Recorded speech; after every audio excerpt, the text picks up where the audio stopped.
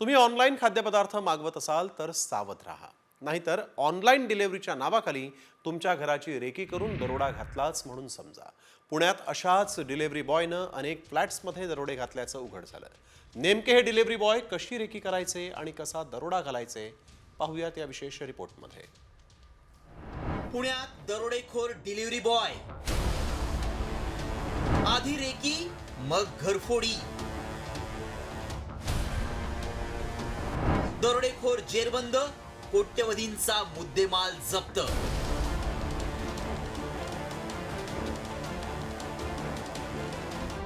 तुमच्या एका क्लिकवर चमचमीत खाद्यपदार्थ थेट तुमच्या दारात येतात। मात्र हे खाद्यपदार्थ घेऊन येणारा खरोखर डिलिव्हरी बॉय आहे का की लुटारू आहे याची खात्री करा, कारण पुण्यात झोमॅटो बॉयचा युनिफॉर्म घालून घरांची रेकी करत घरफोडी करून कोट्यवधींची लूट करणारी टोळी पोलिसांनी जेरबंद केली आहे। तब्बल 86 तोळे सोनं, 3.5 किलो चांदी, 2 पिस्टल आणि जवळपास 150 हिरे।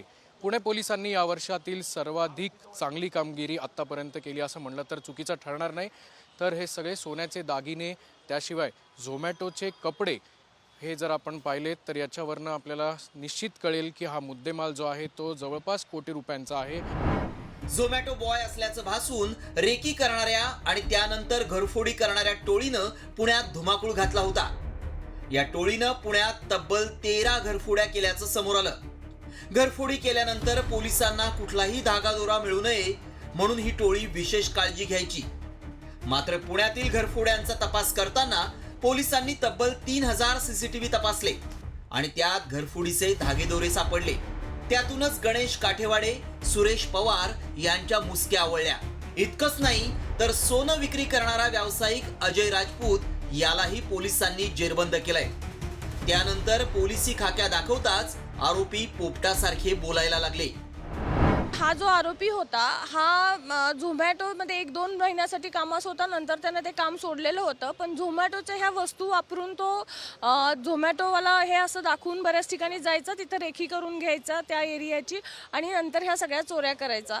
त्याचबरोबर ह्याच्यासाठी तो वेगळ्या वेगळ्या कॅप्स वापरायचा, विग वापरायचा, अशा गोष्टी वापरायचा की ज्यामुळे सीसीटीव्ही फुटेजमध्ये त्याची ओळख पटकन मिळू नये।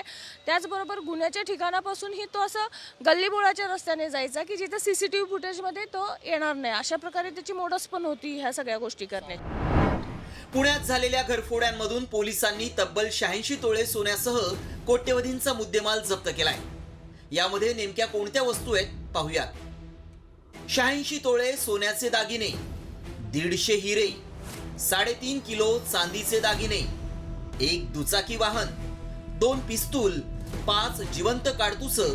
पोलिसांनी मुसक्या आवळलेला आरोपी गणेश काठेवाडे हा मोक्का गुन्ह्यातून जामिनावर सुटलाय। त्याच्यावर पुणे शहर, ग्रामीण आणि पिंपरी चिंचवड भागात तब्बल 55 गंभीर गुन्ह्यांची नोंद आहे। त्यामुळे हे 3 आरोपीच नाहीत तर या प्रकरणातील इतरांचा सहभाग शोधून त्यांच्याही मुसक्या आवळायचं आव्हान पोलिसांसमोर असणार आहे। अक्षय बडवेचा ब्युरो रिपोर्ट, साम टीव्ही न्यूज, पुणे।